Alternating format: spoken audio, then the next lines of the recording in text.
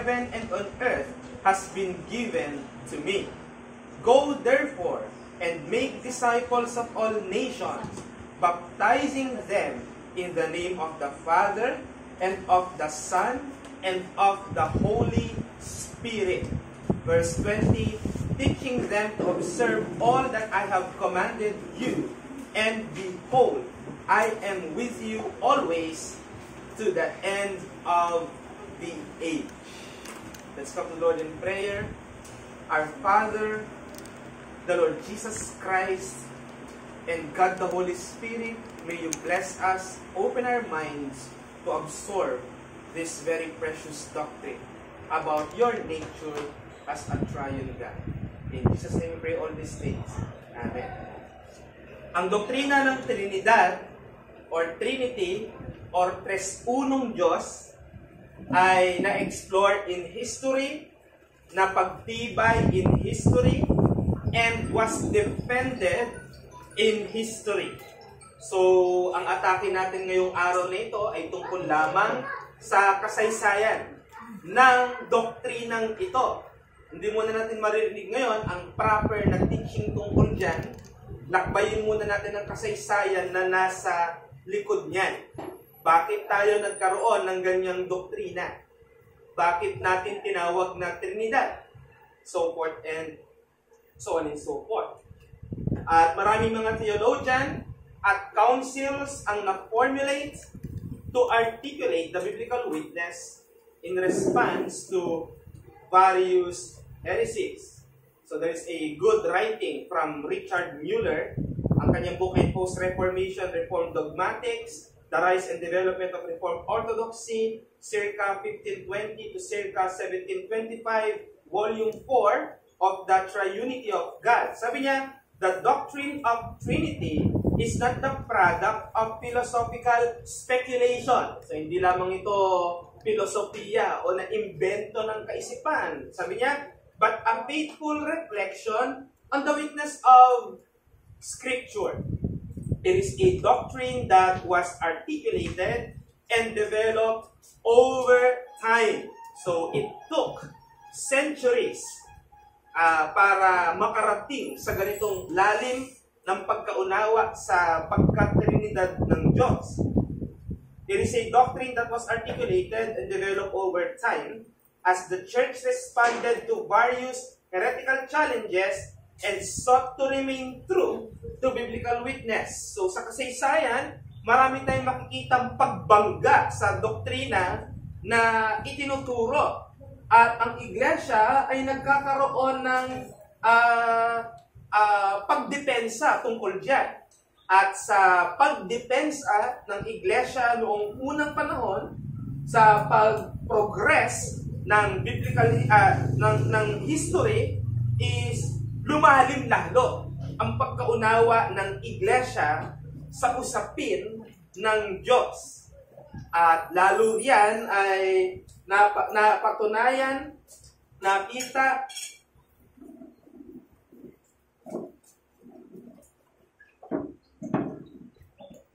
ang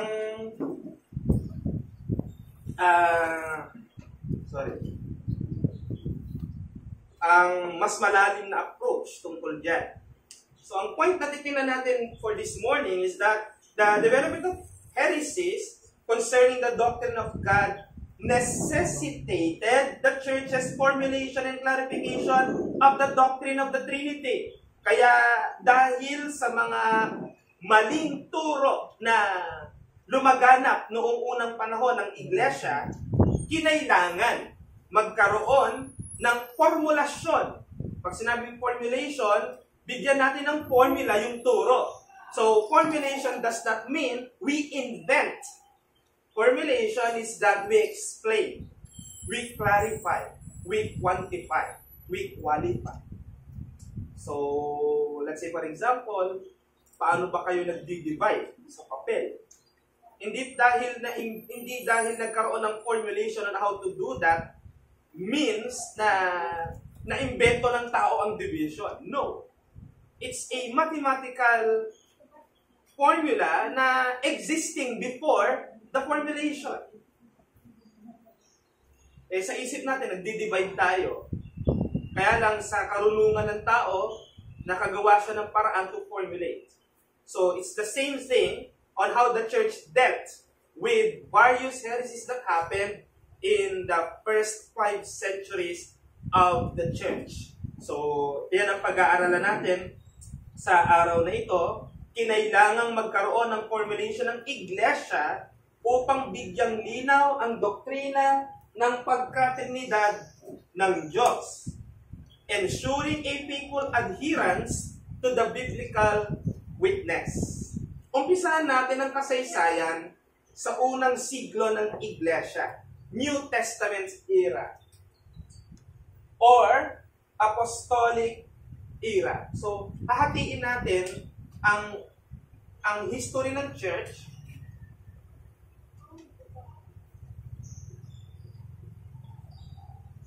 So, sa GMA, isa itong course na hanggang 4th year. Church history. Dahil sa dami. Ngayon, kung gusto nyo mag-advance ng reading concerning history ng church at paano na-formulate yung mga doctrine that we are now adhering to, I would suggest the History and Development of Church Doctrines by Louis Berkhoff. So, libre lang siya sa Monergism, or kung meron kayong ibang references, or Amazon, you can buy kung gusto nyo. So, church history, hatiin natin yan. So, ang first century ng church ay Apostolic era. Ito yung panahon nila ng 12 hanggang kay Paul. Next is Apostolic Fathers. So, Apostolic Fathers, ito yung mga directly naturuan ng mga apostles. Sila Polycarp, sila yan. Sila Clement of Rome. Kaya itong Apostolic Fathers, medyo may pagkakolide sa Apostolic era dahil mga magkakakolekta pa yan. First century AD ng church history. And then the next is Patristic era, panahon na ito na tinatawag nating Church Fathers. Church Fathers, so umoccupy ito ng 5 centuries. AD, yan, 100 hanggang 500. Yan, panahon nila yan, yung Patristic era. Sila Ignatius, sila Augustine, yan, yung mga kilala natin na yan. Patristic era, and then, hanggang dyan lang tayo. Yan ang i-deal natin. Kasi susunod dyan ay ibang usapan na. Reformation, panahon ng revival, 17th century to 18th century, at postmodern, panahon natin. So, ang panahon po natin ay postmodern. So, pero hindi tayo postmodernist, ha? Iba yun. So, then, umpisa natin sa panahon ng mga apostol. Paano tinuturo ng mga apostol sino ang Diyos? Always remember, the mark of the church, 4 marks of the church. The church is one, holy, Catholic, and apostolic. So doon sa word na apostolic, dapat ang church ay sumusunod sa mga turo ng apostol. Kaya, ano ang turo ng apostol tungkol sa Diyos? Ayan. So the doctrine of the Trinity is primarily a New Testament revelation. Let me be clear with that. Pag Trinity ang pinag-uusapan, it is a New Testament revelation. Maraming magsasabi, may Trinity po sa Old Testament. But my challenge is, nung panahon ba nila, naintindihan nila yan on how we understand it today? Pag di mo yan napatunayan, then don't insist na alam ng mga Old Testament people ang Trinity because they are not. So, this is a New Testament revelation, whilst the Old Testament contains hints and anticipation of the Trinity. Kagaya ng paggamit ng plural sense ng God na Elohim sa Genesis chapter 1 verse 21.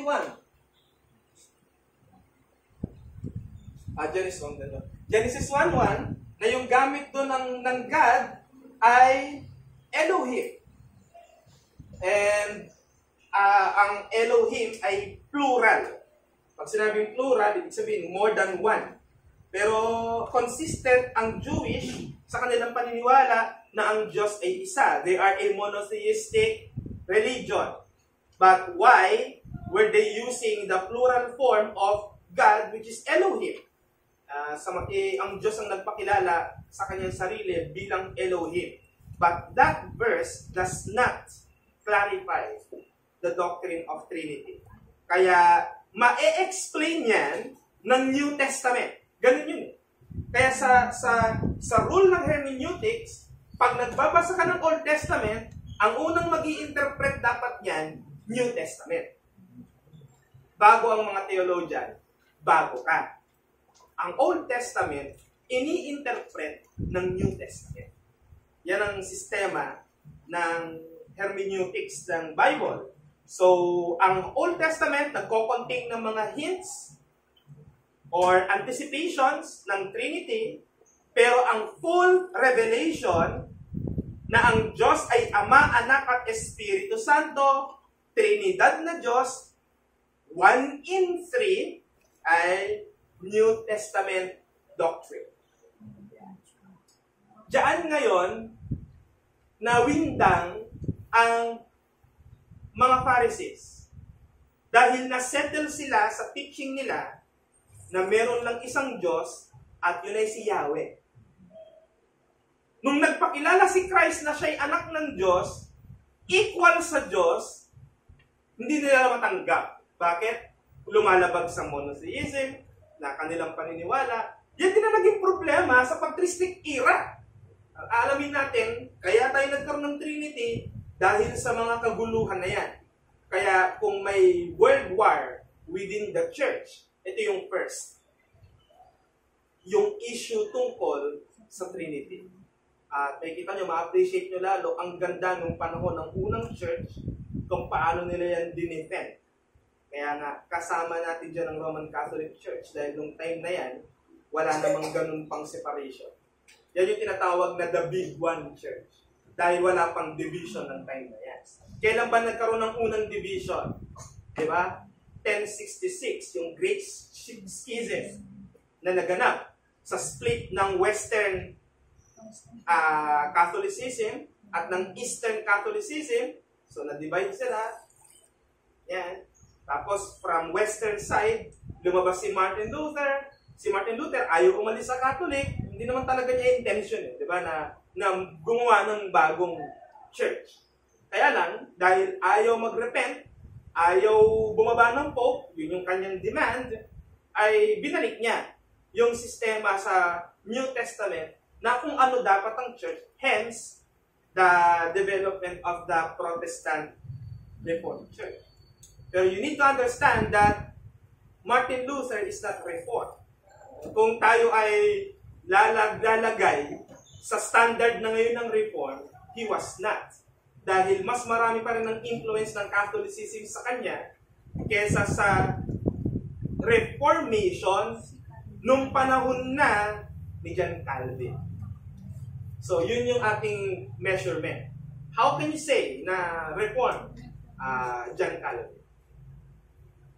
John Calvin, Theodore Beza, sila Ulrich Zwingli, yan, sila dapat. No? Martin Luther, pinasimulan. Lumakas ang loob ng iba dahil sa kanya. Kaya we still, at naging kaisa na natin siya sa usapin ng evangelicalism dahil siya ang nag-defend ng sola fide. Salvation by faith alone. Alright. Ano ang paniniwala ng early church sa God? Number 1, tinatanaw nila ang Diyos Ama na Diyos. Yung Diyos Ama na kilala ng Old Testament na si Yahweh ay kinikilala nilang Diyos. But let me take note that the name Yahweh applies to all persons of the Trinity. May passage sa New Testament that Christ is also Yahweh. Don't be confused. Hindi yan Ama lang, kundi pangalan yan nag-a-apply sa pagkatrinidad ng Diyos. Same thing with Jehovah. And Jehovah, English ng Yahweh. So, walang kaibahan doon. So, ano ang turo ni Jesus sa John chapter 6 verse 27? Do not work for the food that perishes, But for the food, you need to understand na isa-isang verse lang yan kasi hindi naman ito yung proper teaching natin tungkol sa Trinity. We're just explaining the history. So Christ says here, do not work for the food that perishes, but for the food that endures to eternal life, which the Son of Man will give to you, for on him God the Father has set his seal. God the Father has set his seal. So Jesus recognizes his Father as God. He called it God the Father. Ang Diyos na Ama. Diyos na Ama. Mamaya sa modalism, i-share ko sa inyo si Kibuloy on how he explained it. At kapag hindi ka marunong, mapapersuade ka niya. So, paano naman tinatanong ng New Testament ang Panginoong Jesucristo? Titus 2:13, waiting for our blessed hope, the appearing of the glory of our great God and Savior, Jesus Christ. Medyo confusing yan kapag hindi tayo maalam sa Greek grammar. No? Ganito yan. Pag ina-explain yan ng Iglesia ni Cristo, yan daw ay dakilang Diyos at so, ang INC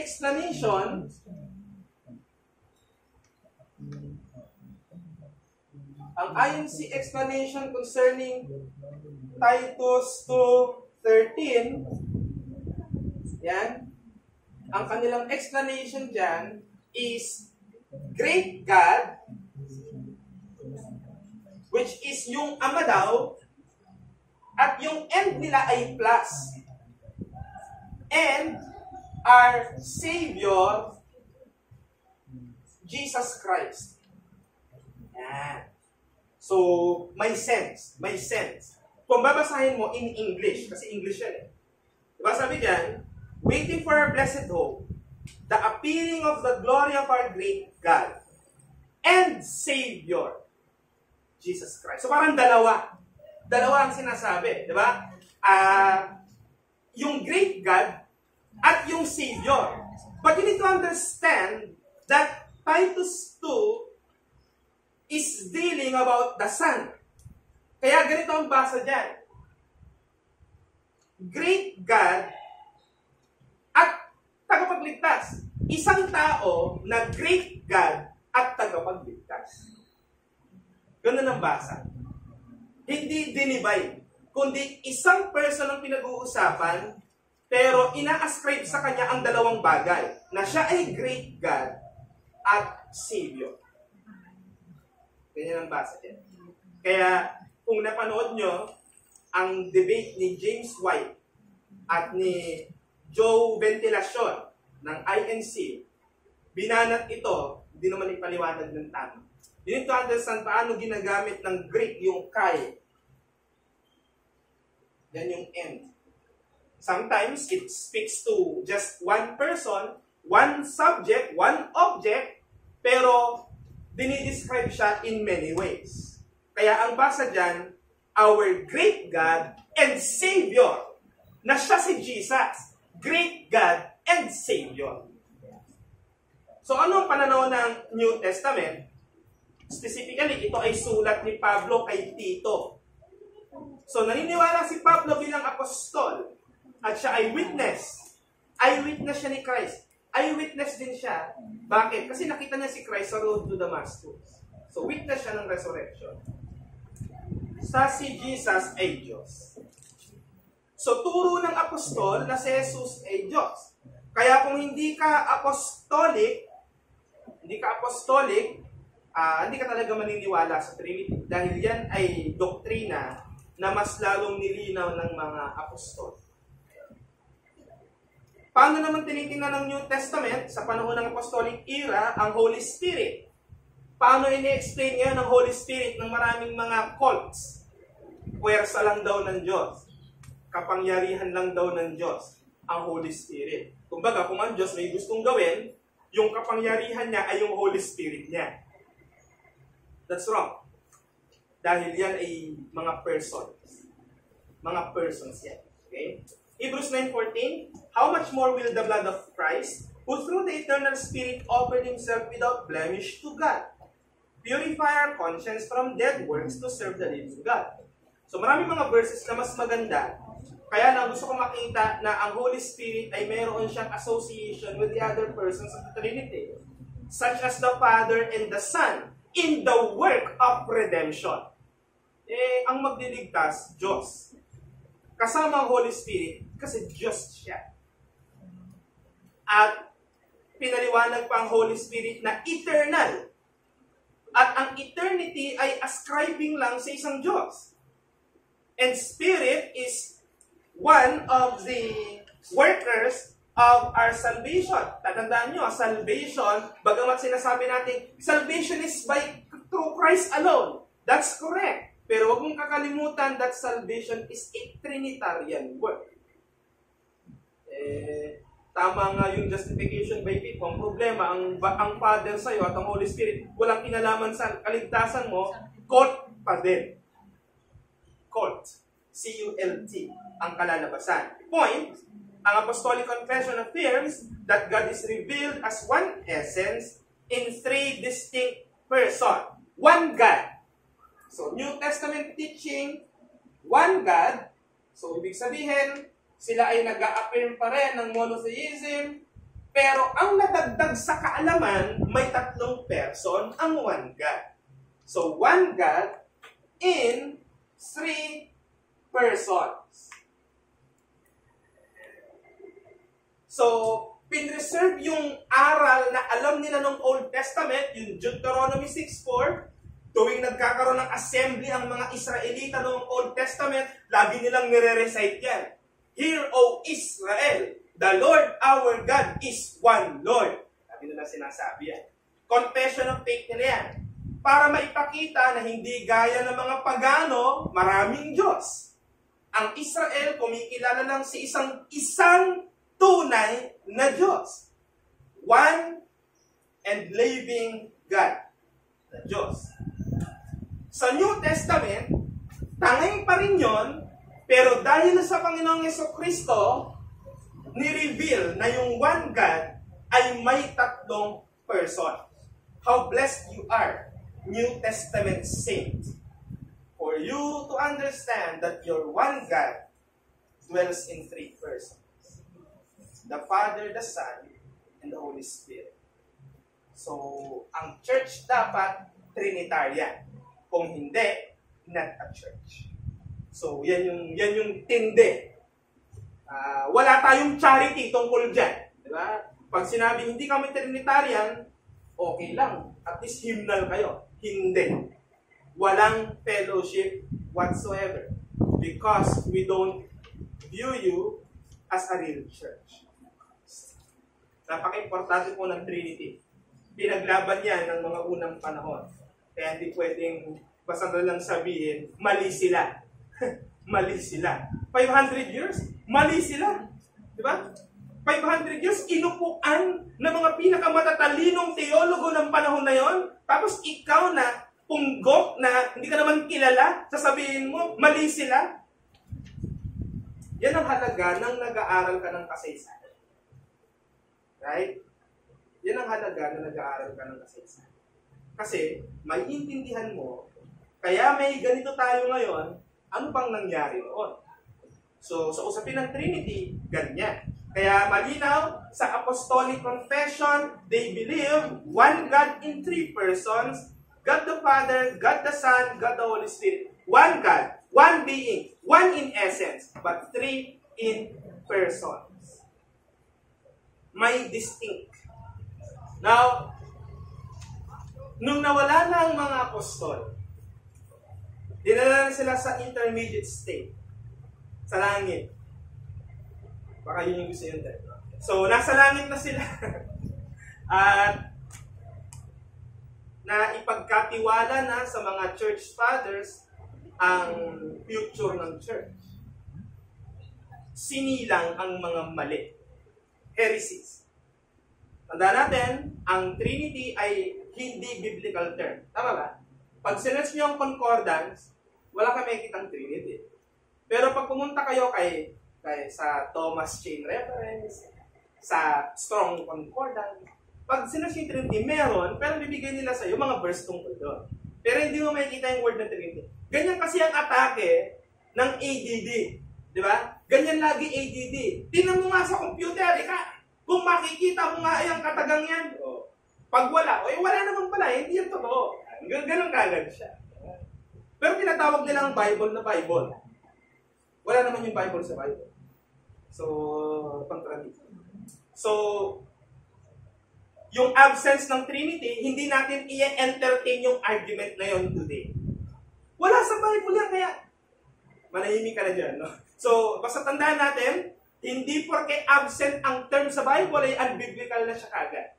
Kasi sometimes, may concept sa Bible na kinakailangang lagyan ng pangalan para magkaroon siya ng identification.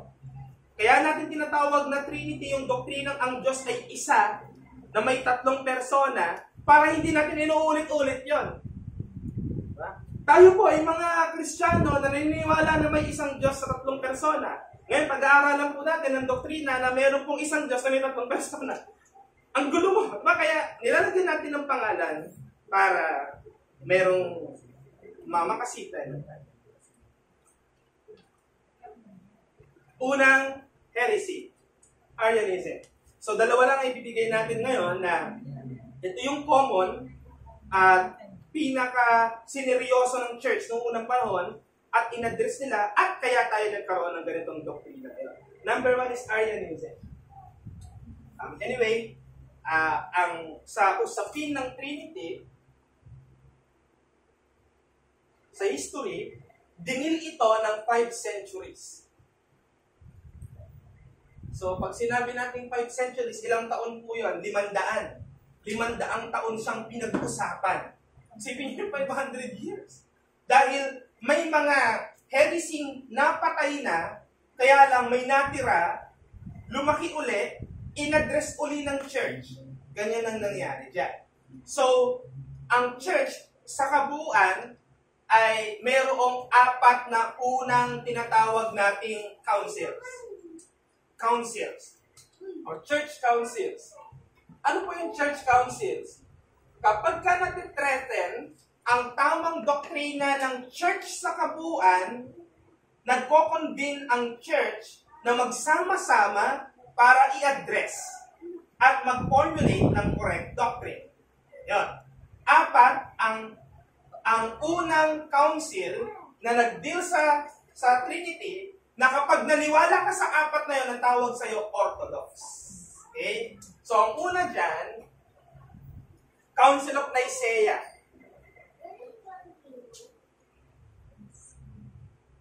(325 AD).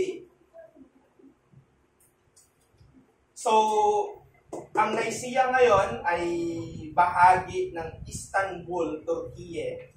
So, ito ay nandito ang maraming mga kilalang theologian, lalo na si Athanasius at si St. Nicholas. So, ang in-address dito, dahil kay Arian, yung pag-uusapan natin ngayon, si Arius, yung Arian controversy. So, naniniwala si Arius na si Jesus hindi pantay sa Father. Hindi pantay sa Father. Actually, ang pinagtalunan niyan ay isang letter lang. Ano ba talaga ang tama? Si Kristo ay homoousios? O homoousios? Yung homoousios, si Christ ba ay with equal substance? Yung homoousios, similar substance lang. Pero ang laki ng magiging damage dahil lang sa letter na yan. At dahil sa pikon ni St. Nicholas, nakasuntok siya ng isang Arian. Sino ba St. Nicholas? Si Santa Claus, nang kalakala mo, bait ba yun? Yung Santa Claus na kilala ngayon, ibang-iba sa totoong Santa Claus ng church history. Si St. Nicholas. So, Nicaea, 325 AD, na-formulate dyan ang tinatawag nating Nicene Creed. At later on, binuhay na naman yung isang klase ng Arian na nagdidil naman na ang Holy Spirit hindi divine, kundi force lang.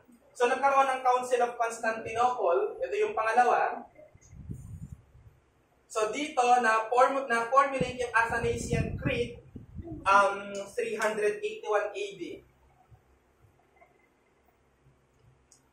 So, improved version ng Nicene Creed. The third is Council of Ephesus.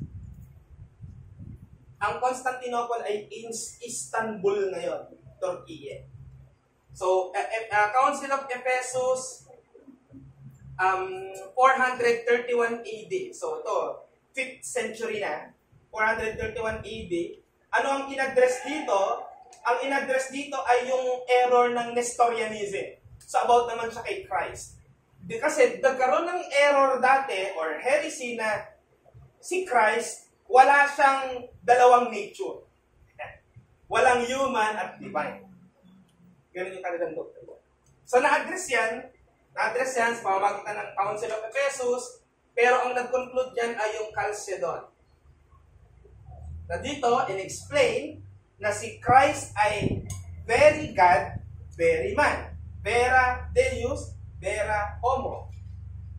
451 AD. 20 years lang after ay nangyari yan. So ito yung apat na council na nag-deal sa usapin ng Trinity at napagtibay dahil dyan.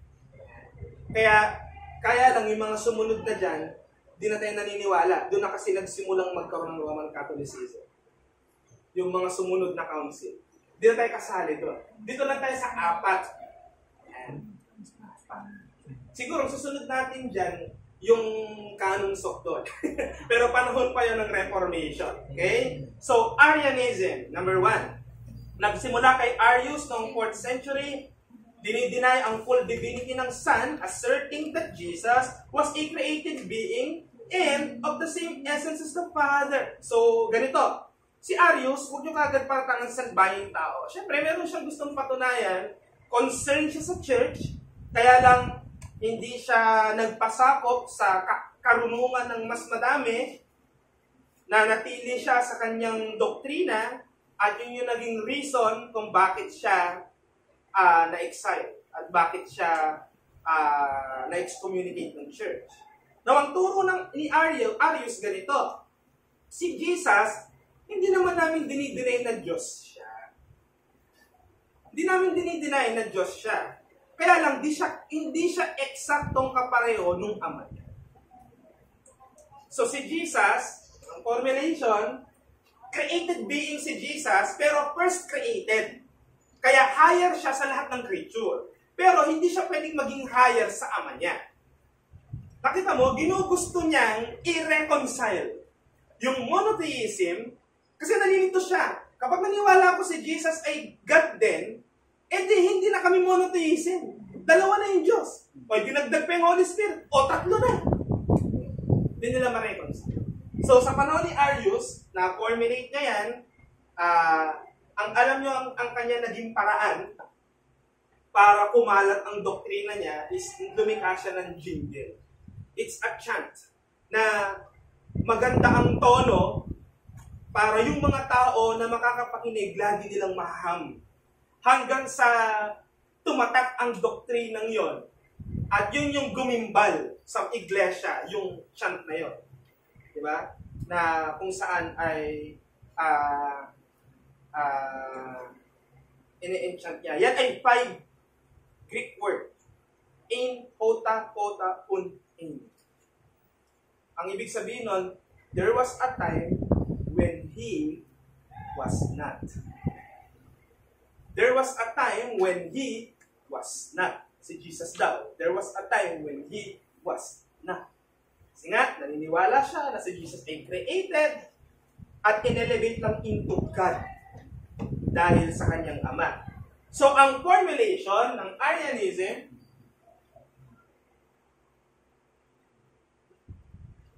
is yung God the Father, siya yung Almighty God. At si Jesus mighty. Diyos pa rin. Kaya lang yung isa, almighty. Yung isa, mighty lang. Sino ang kilala niyo ganito turo? Arian yun. So, Jehovah's Witnesses, Iglesia ni Cristo, Arian din yan. I believe ang Seventh-day Trinitarian, hindi ako sure. Hindi rin. Hindi rin Trinitarian ng Seventh-day. So, ang Sabadista, hindi rin Trinitarian. Wala kasi akong alam na doktrina ng Sabadista kundi laging mag-predict lang kailan darating si Christ. That's not that fail. Right?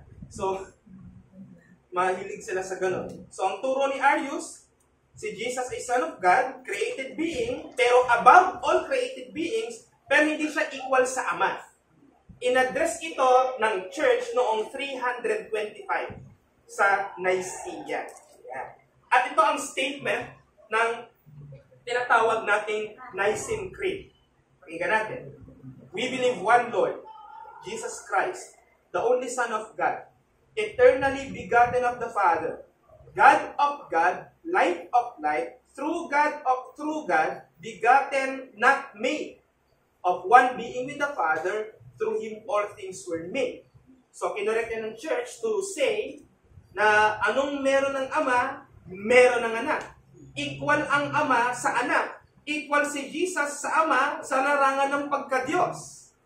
Bagamat sa larangan ng redemption, may distinct silang gawain. Pero yan ay gawa ng Trinidad na Diyos. Kaya kung ang Ama ay makapangyarihan, ang Anak ay makapangyarihan.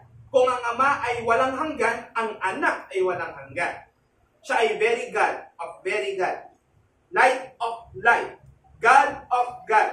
Siya ay begotten, not made. Yan ang nilinaw. Dahil ang paniniwala ni Arius, ginawa siya ng Diyos, pero ang totoo, siya ay begotten. Paano po nangyari yun? Sa Covenant of Redemption, doon sa pakikipagtipanan ng Diyos Ama, Diyos Anak at Holy Spirit, minabuti ng Diyos Anak na magpasakop sa kanyang Ama. Pero hindi ibig sabihin nun na pinaba ni Christ ang sarili niya.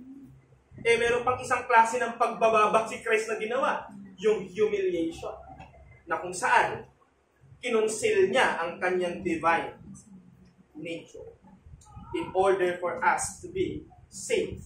So ang point, ang reform at biblical view, naniniwala na si Jesus ay hindi elevated to Godhood, ngunit from eternity, siya ay God equal with the Father. That's why Christ said, before Abraham was, I am.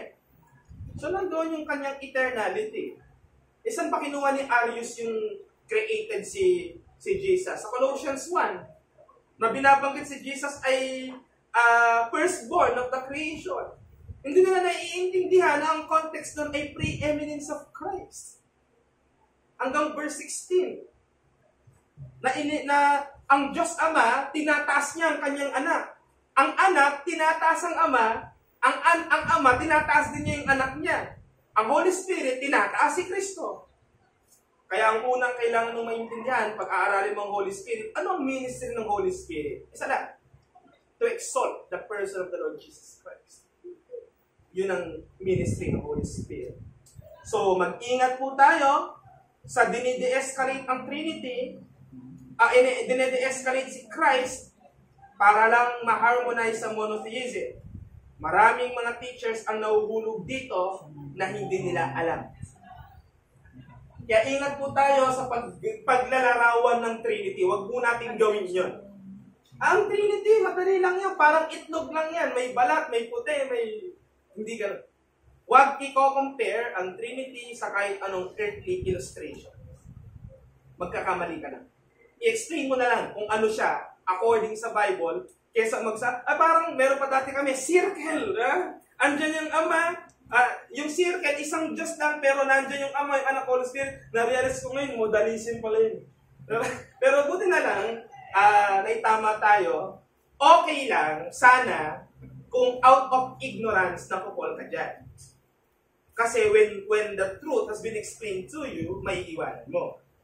Ang mag-ingat tayo, yung alam yung correct teaching and still denying it. Sila yung guilty of heresy. Kaya dito, kunyari may nagturo, may bagong Sunday school teacher, mali ang turo sa Trinity, hindi ka namin i-excommunicate. Pero pag sasabihan ka, mali yung turo mo. Ito yung tama. Ngayon, pagka inabsorb, good! Walang problema. Pero pag nanindigan, yun talaga. Merong miyembro natin dito, ganyan. Nung nabasa ko yung record niya, ang reason ng kanyang excommunication ay naninindigan sa ibang turo na hindi Trinitarian. So, huwag nyo na alamin, chismoso kayo pagkala. So, nabutan, huwag na. Second, modalism, or tinatawag din itong Sabellianism, or monarchian Sabellianism. So, pero doon tayo sa modalism, mas madali. Modali. Mas madali siya. So, modalism. Associated with Sabellius, proposed that God is a single person who has revealed himself in 3 different modes. Ito, iba naman ang atake nito. Kung si Arius, hiniwalay si Son kay God, the Father, at ang Holy Spirit is just of course, si Sabellius, iba naman ang turo. Oo, totoo yun. Diyos ang Ama, ang Anak at ang Holy Spirit. Pero, isang person lang yun. Yan ang turo ng modalism. Isang person lang. Walang tatlo. Yan ang turo nila. Tama ba siya? Totoo na may Father, Son, Holy Spirit. Diyos yun, Diyos. Pero yung tatlong yon, isang person lang yun. Tama ba yung turo yan? Siyempre, mali. Nilagay ko nga sa heresy. So, mali yun. Bakit siya naging mali? Bakit siya naging mali? Ganito ang magiging doktrina mo pag naniniwala ka sa modalism. Isa lang ang Diyos, pero siya na rin yung Ama, siya na rin yung Anak, siya na rin yung Holy Spirit. Yun yung dating illustration namin ng modalism. Buta lang, naalsa tayo. So, one person of God,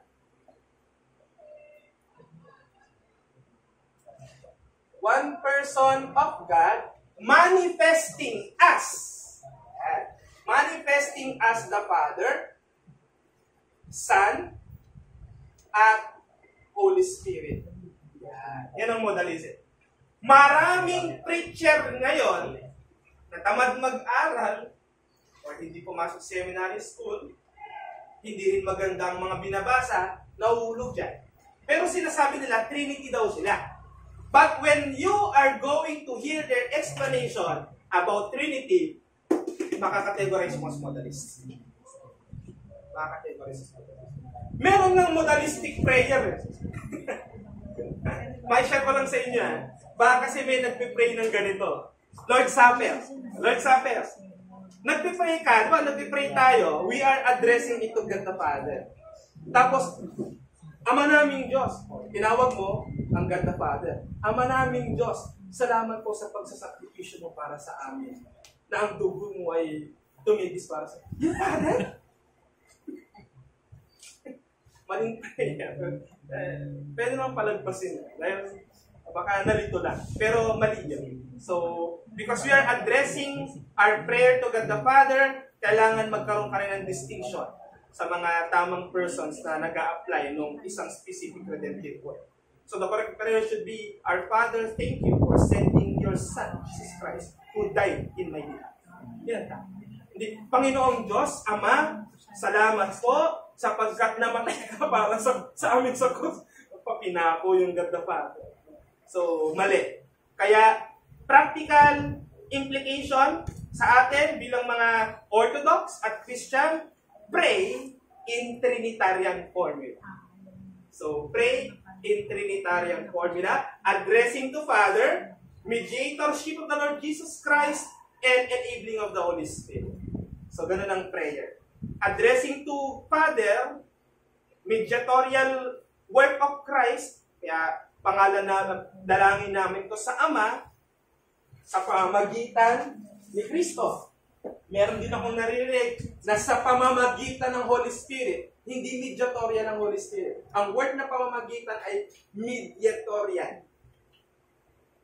Kaya ang tama, sa ministeryo, pangunguna, o paggabay ng Holy Spirit. Yan. So alam na natin, no? Ang Trinitarian way of prayer. Pero yung kung nag-pray, dumarating naman sa Diyos yon, hindi siya na nagiging outpass o nagiging drop. Nakakarating pa rin siya sa God. So anong naging response? Or teaching muna nila, dinideny nila ang existence of three distinct persons in the Godhead, instead explaining God as one person, manifesting as the Father, the Son, the Holy Spirit. One unique explanation I have heard na convincing ay si Pastor Apollo Quiboloy. Nung siya ay nagturo about sa God, sabi niya, nung sinabi daw ni Jesus na baptizing them in the name of the Father and of the Son, the Holy Spirit, sabi niya, kailan pa naging pangalan ng Ama? Kailan pa naging pangalan yung anak? At kailan pa naging pangalan ng Holy Spirit? Yung tatlong binanggit na yon, may pangalan yon, isa lang. At Jesus. Yun. Modalist. Very modalist. Dahil di ba sa Book of Acts, may mga passages doon na binabaptize sa pangalan ni Kristo. Sa Book of Acts. Ang turo sa atin ng Panginoon sa Kristo, magbaptize sa tatlong pangalan ba? Hindi, isang pangalan yon. Isang pangalan lang ang Ama, Anak, at Holy Spirit.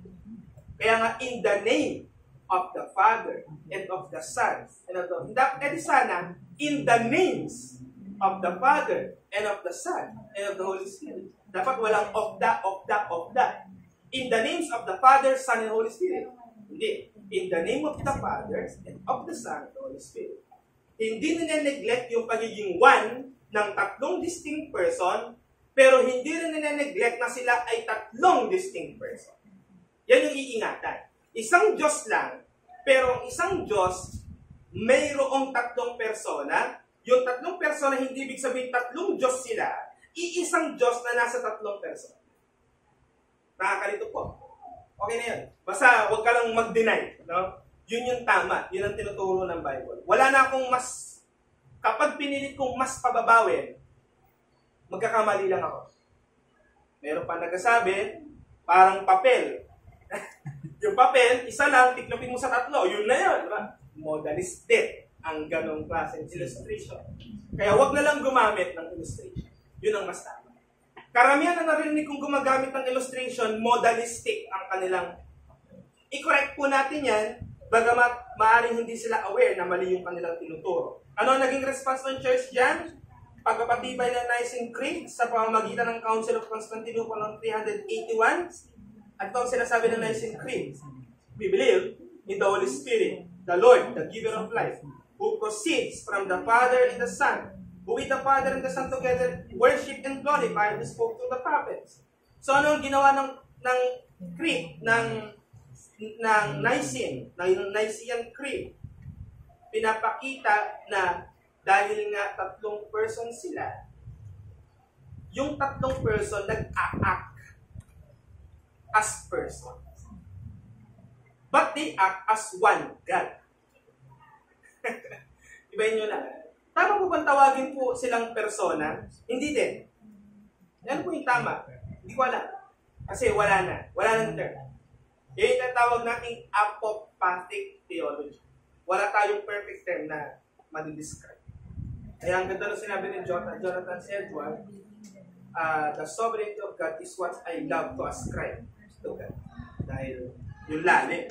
Point, tinuturo si Jesus, ay tinuturo ang Diyos ng Scripture na isang Diyos na nag-e-exist as three person. At yung three person na ito, hindi modes, kundi persons. Hindi nyo ang sila, yung one person, ibig sabihin, isang tao, parang gano'n. Pero minsan, siya yung Father. Minsan, siya yung Son.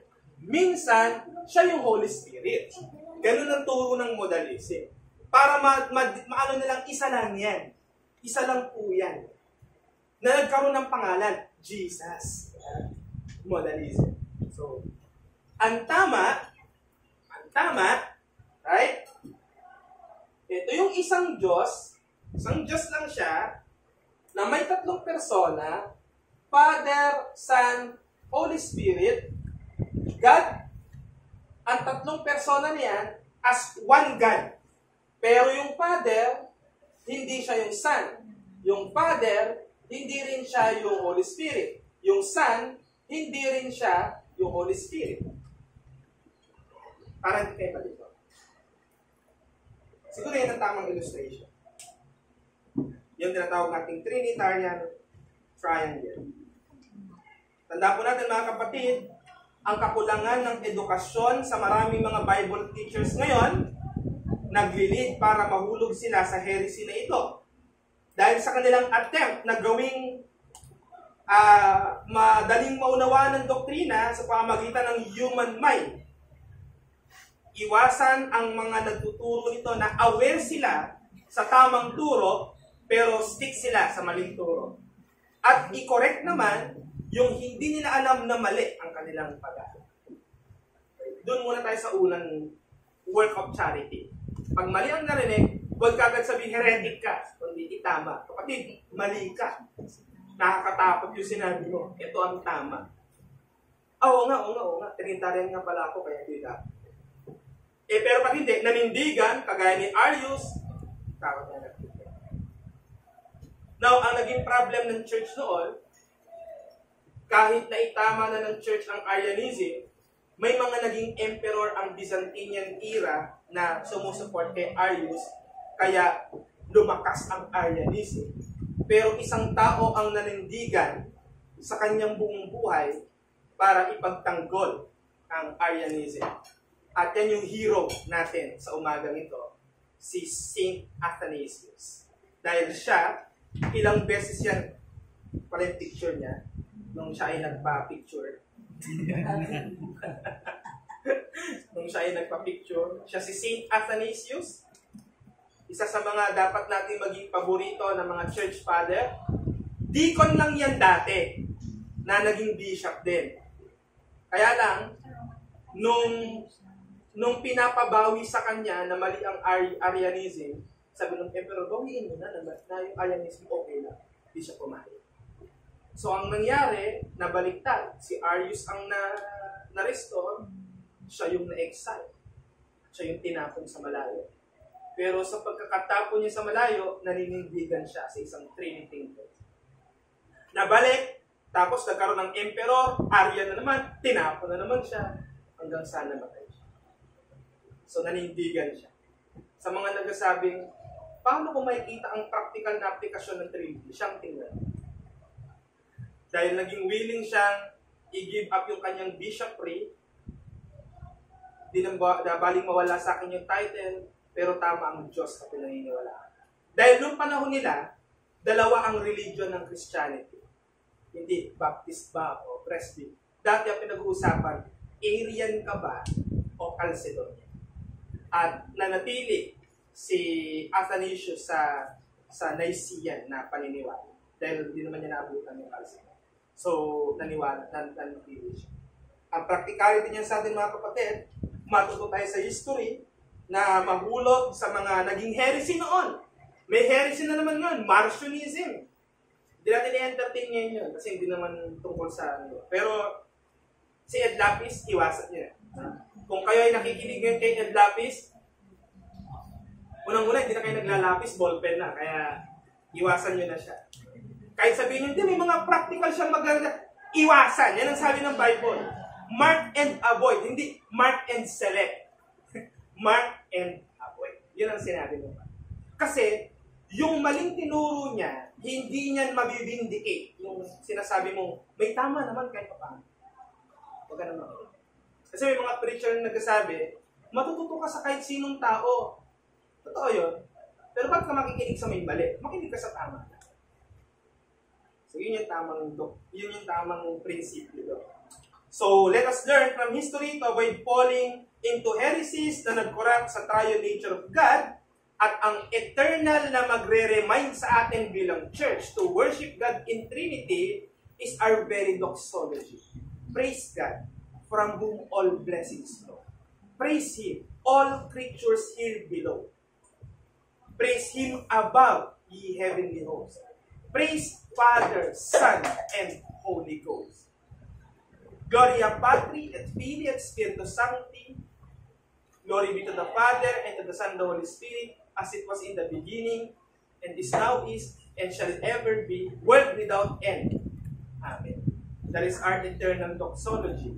We praise one God in Trinity. And let me close to you about the very first line of the Athanasian Creed. If any person desires to be saved, he must believe the Catholic faith. And the Catholic faith is this, that we worship one God in Trinity and Trinity in unity. Any questions?